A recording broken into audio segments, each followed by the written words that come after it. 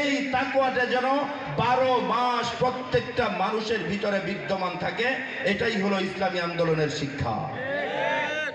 তাই ইসলামী আন্দোলনের ছায়াতলে এসে, পতাকা তলে এসে যদি রাজনীতিবিদের ভিতরে, যদি বিচারকের ভিতরে, যদি চিকিৎসকের ভিতরে, যদি ছাত্রের ভিতরে, যদি শিক্ষকের ভিতরে, যদি কৃষকের ভিতরে, যদি শ্রমিকের ভিতরে 12 মাস আল্লাহ তাআলার ভয় থাকে, তাহলে এ দেশের টাকা বাইরে পাচার হয় না, তাহলে এ দেশে অন্যায় অবিচার হয় না, তাহলে এ দেশে ধর্ষণ লুটতরাজ হয় না, তাহলে এ দেশে বিনা দোষে মানুষকে 14 বছর কারাদণ্ডে দণ্ডিত হয়ে জেলখানায় থাকতে হয় না।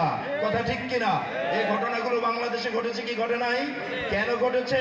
কাদের দ্বারা ঘটেছে? কারা ঘটিয়েছে? যাদের মধ্যে জবানে ছিল আল্লাহর ভয়, হৃদয়ে তাদের ভয় আল্লাহর ছিল না। কথা ঠিক কিনা? তারা স্টেজে দাঁড়াইলে আল্লাহর ভয়ের কথা বলতো, ইসলামের কথা বলতো, কিন্তু পর্দার আড়ালে তারা বলতো না। তাই আসুন, আমি সংক্ষিপ্ত সময়ের কথায় আমি যা বুঝাতে চেয়েছি তা কি আপনারা বুঝতে পেরেছেন? ভয় কখন হবে?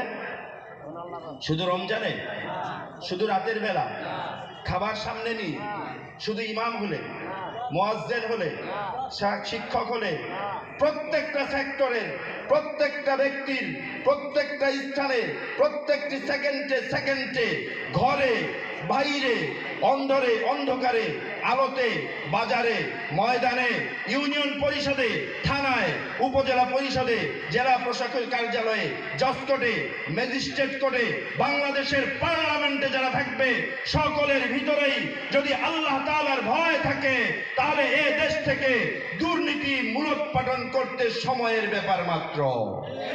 তাই আমরা চাই পীর সাহেব